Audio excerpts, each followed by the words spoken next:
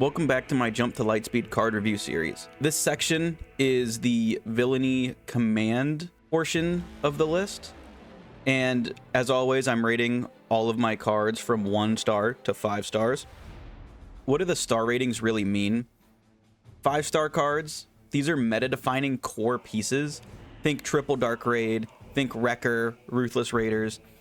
If you're not countering these cards, you're in for a world of hurt, and your deck really doesn't function as a deck if you can't take down some of these combos that you're going to be going up against consistently. 4-star cards. These are just great supporting cards for their colors, and they allow their leaders to do something that not many other leaders can do. Think P38 with Django, being able to ping Exhaust, or like Darksaber with Sabine, where if she gets a Darksaber Sabine off, hits you for 7, then, you know, it's pretty much just game over from there. 3-star cards. These are really good supporting cards for meta decks, but they're like teched in and out based on the meta.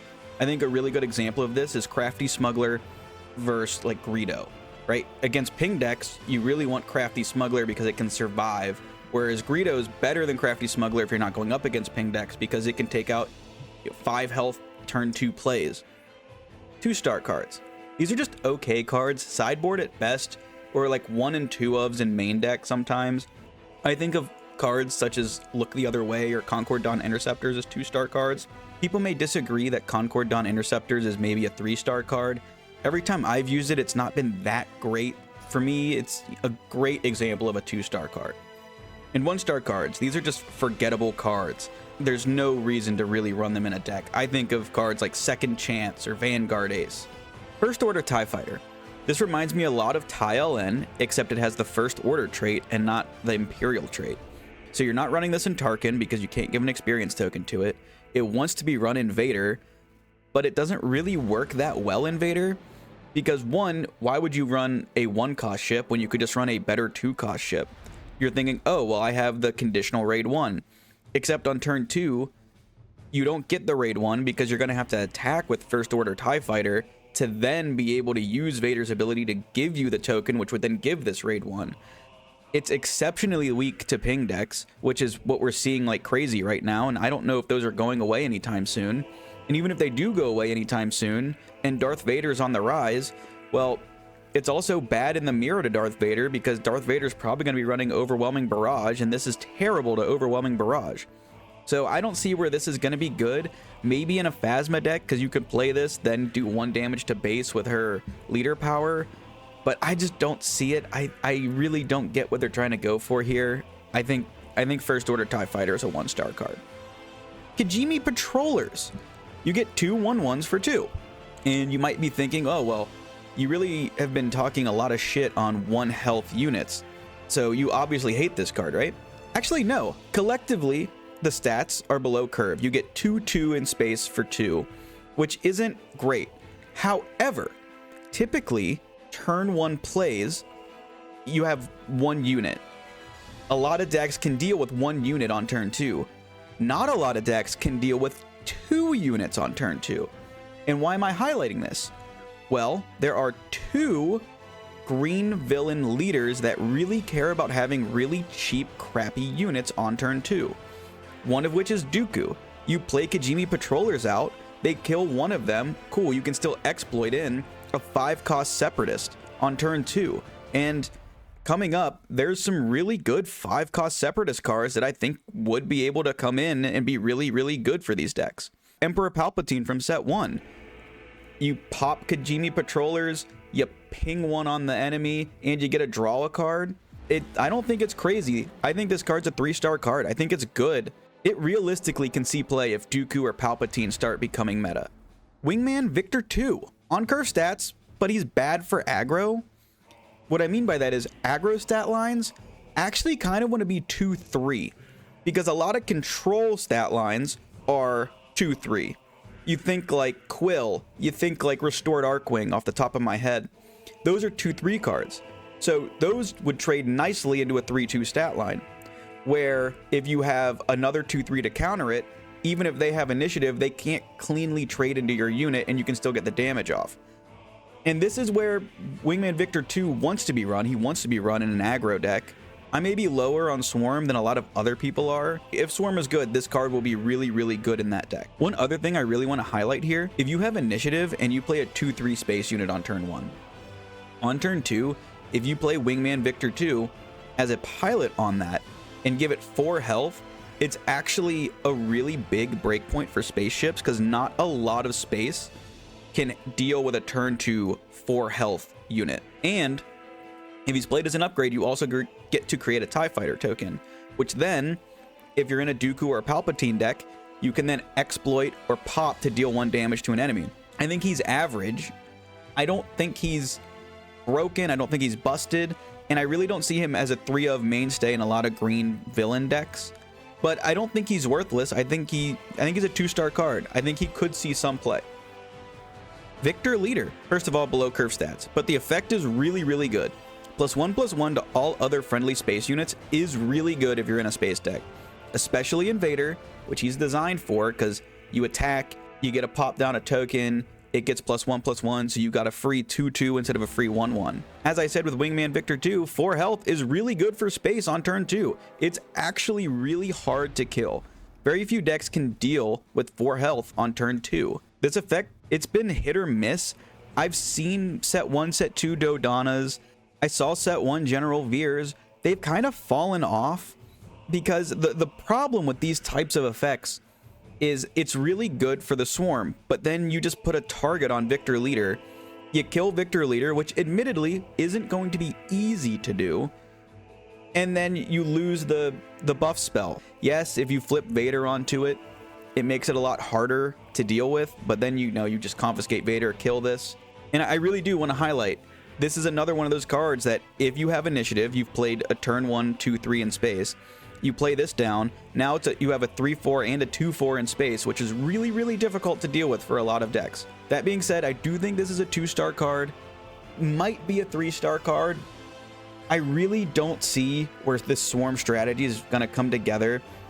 The majority of the green villain cards are based around the Swarm strategy, but it's completely new. Like, green villain has been the ramp, the big angry triangle decks, the ramp decks. Where are we going to throw in Swarm cards for? If you're playing against a control mirror, you're not really trying to buff the trash tokens that you're throwing out. You're just trying to have them as sacrificial fodder for Merciless Contest and the power of the dark side. So that being said, I do think Victor Leader's a 2-star card, could be a 3-star card. Notably, Victor Leader is an Imperial, so he could be buffed by Tarkin, and then you have a 3/5 in space giving a aura spell. But is Tarkin gonna see play? I'm not sure. Tarkin does pop up from time to time, so it wouldn't surprise me if he shows up again, at least early on as well, when everybody's trying to figure out what's going on in set 4. Wingman Victor 3. He's same as Victor 2, but worse. I mean, 4/3 for 3s below curve. I guess the play pattern they're really trying to do with the Victor squad is turn 1, you play a 1-cost spaceship, pilot it with Victor 2 to get another token, so now you have 2 space units. Turn 2, you have 3 costs, so you play like Victor Leader out. Then on the next turn, you pilot one of the other tokens with Victor 3, giving an experience token out. But like, the problem with that is your opponent gets to play cards too, and you've played, 4 cards? So you probably only have, 1 or 2 cards left in hand, and you're 2 turns away from flipping Vader. I just don't see where, like, even if this Swarm strategy is good, Victor 3 I don't even think fits in that Swarm strategy. So I think Victor 3 is one of the worst Swarm cards we've seen. I think he's 1-star. TIE Ambush Squadron. So a lot of people are actually really, really low on TIE Ambush Squadron. And I can see where they're coming from. If you look at this at face value, it's bad stats. You have a bucket of 5 stats for 4 when we're really looking for 7 and a really good effect. Ambush is a good effect, and it has a when played, when defeated, create a TIE Fighter token. And I know I haven't been that high on Vader's Swarm strategy, but in Vader, this is essentially a 4-cost, deal 2 damage, create 3 tokens. In Vader, it's a 5/6 for 4, deal 2 damage. The problem with that, though, is the health is split among 4 units. And again, Overwhelming Barrage pings can kill a lot of these units. Is that good? I don't know. I think this is one of the better Swarm cards, actually. I think if you're running Vader, I think you should run this card. But maybe it's too slow. I'm going to give this a 3 stars. This card is also really good in Count Dooku decks and in Palpatine decks. You can play this card, deal 2 damage. Yes, that's not great, but there are some 2 health ships running around. And then you create 2 TIE Fighter tokens. So now you have these 2 TIE Fighter tokens you can exploit with Dooku, or again, you can use Palpatine's action to pop 1 and deal 1 damage, draw a card. So I can really see where this is not only good card in Vader, but it's also like a decent card in Dooku and Palpatine. So I think it's a 3-star card. It's one of the better cards I've actually seen. Also, in my leader review, I talked about Chancellor Palpatine. Yeah, you'd have to run him for 6 in a Vader deck. If you play this later in the game and you have Palpatine out for some reason, if this deck actually comes together and exists, it's a deal 2 damage, have 3 ready ties, and we've seen in yellow a 4-cost event that has have 3 readied battle droids, and that actually is pretty good, but it's only good because it's really in Django. It could see play in Vader, it could see play in Dooku, it could see play in Palpatine. Hell, it could even see play in Tarkin because you get the 1 damage off, you get your 2 TIE Fighter tokens. Even if they trade into 1 TIE Fighter token, you experience the last one left, so you have a 2/2. That might not be bad. So 3 stars. Captain Phasma. This really wants to be played in a First Order deck, but First Order cards just are not that relevant right now. And you'd really want to play this in like an ECL deck because you throw it down, it's ECL'd out, so it's when played and on attack both go off. So you give +4/+4 to another First Order unit, not herself. So in set 1, we saw Steadfast Battalion see play because it was if you had a leader out, give a unit +2/+2, so it could give it to itself, and then it would have 7 attack and be able to one-shot every leader deployed on 5. That's why that was good. Captain Phasma can't do that, or else she would be good. So she's not even that great with ECL, because even if you ECL her out and you give the +4/+4 to another unit, they can just kill the unit that you buffed. So it's too slow. It really wants First Order synergy, which I don't think is going to be good. So I think she's a 1-star card. The Invisible Hand. Above curve stats. 6/6 for 6. Not bad. When played, and when this unit completes an attack and survives, so you can't trade it, it has to live. You get to search the top 8 cards in your deck, and you get a droid unit. And then you draw it. If it costs 2 or less, you just get to play it for free. So in Dooku, it's a 4-cost worse Vader. And are you really going to be running a lot of droids in Dooku? I don't know. We didn't get that many droids in this set, and the droids in the last set are just okay. And the droids that are 2 cost or less, like your turn 1 play droids, are also just like okay. Even if Dooku sees play, this may not see play, but it could be a sideboard card. So I think the Invisible Hand is a 2-star card. I think it's a sideboard card. Any amount of Separatist synergy makes Dooku better. We've got to keep an eye on these Separatist cards. I think people are overlooking the Separatist trait this set. We've gotten a couple Separatist cards. Maybe this helps put Dooku on the map a little bit, especially with the token generation that we get for the Swarm decks. The Executor. 11 cost, 12/12. You get Overwhelm, and then you get a when played, on attack, when defeated, create 3 TIE Fighter tokens. My question is, if you're in these colors, why wouldn't you just play Relentless, which counters control, or you play Devastator, which can just be a game finisher if you just pop something for 10? What does this do? You play it, and then if they kill it, you essentially just got 6 TIE Fighter tokens. 11 cost makes 6 TIE Fighter tokens at best is just not that good.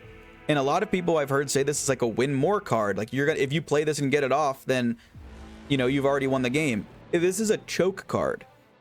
You're ahead, you play this, it does nothing, they kill it, now you're behind. This is a 1-star card. And it's really frustrating because the Executor is an amazing ship.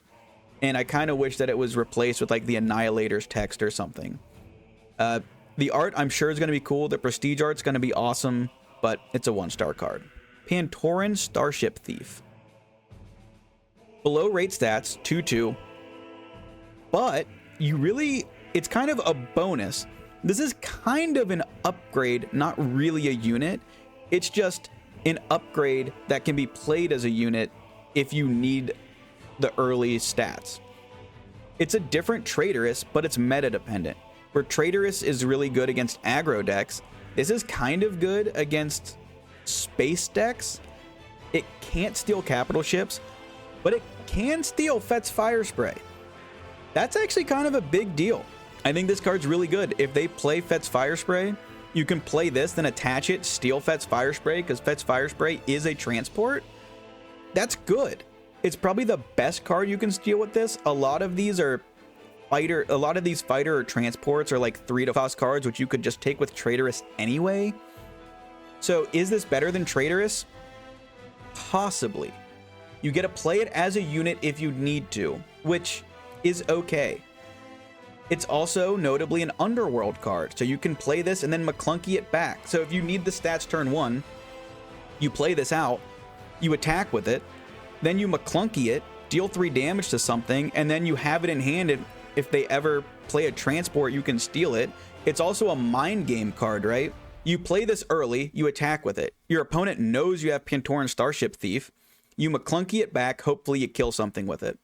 Now, your opponent knows, oh fuck, he's got Pantoran Starship Thief. If I play my Fet's Fire Spray, he can just steal it.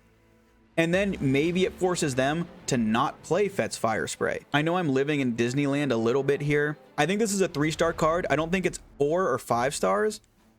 But there are some synergies that, depending on the meta, this card could actually be pretty damn good. Scramble Fighters.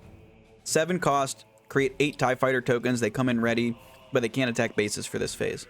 I really wish this said create 8 TIE Fighter tokens, and then you may attack units with them. It would have been a lot cooler. I think it would have been worth its legendary status, but as is, you play this and then get Overwhelming Barraged and then you're sad, or you play this and then they Snoke the next turn and then you're sad. Like, I get what they're trying to go for here. It's just too action inefficient for me to really like it that much. The supply trait isn't that great. There's nothing you can really do with supply. If it was a trick and coming out on 6, maybe we could talk about it a little bit more. A 1-star card. I think that's a little unfortunate, but it is what it is. Next. Apology accepted, Captain Nida.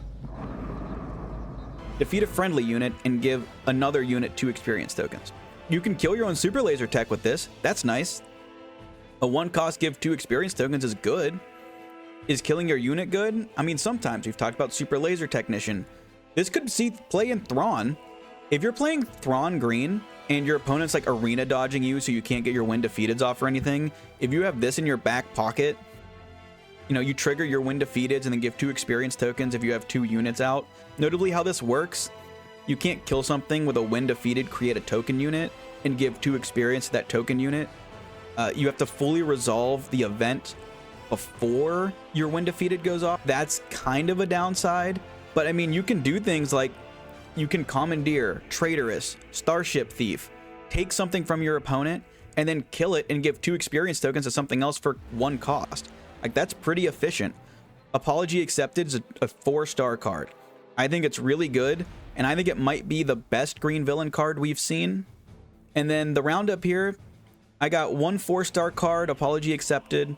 I have 3 3-star cards, 3 2-star cards, and then 5 1-star cards. So green villain got, you know, 4 meta-relevant cards. I don't think the swarm strategy is going to be that busted, but I could be wrong. It's just new, and it's really hard to evaluate something that's new. Notably, the swarm archetype, I think, is really bad into ping decks, which we're seeing a lot of right now. Is that going to go away? I don't know. I don't think so. If you've made it this far in the video, thank you for watching. I really appreciate it. If you have any comments about my takes, please feel free to let me know. We can have a great discussion in the comments about why I'm wrong on the swarm strategy and why it's going to usher in this new age of swarm and just destroy everything.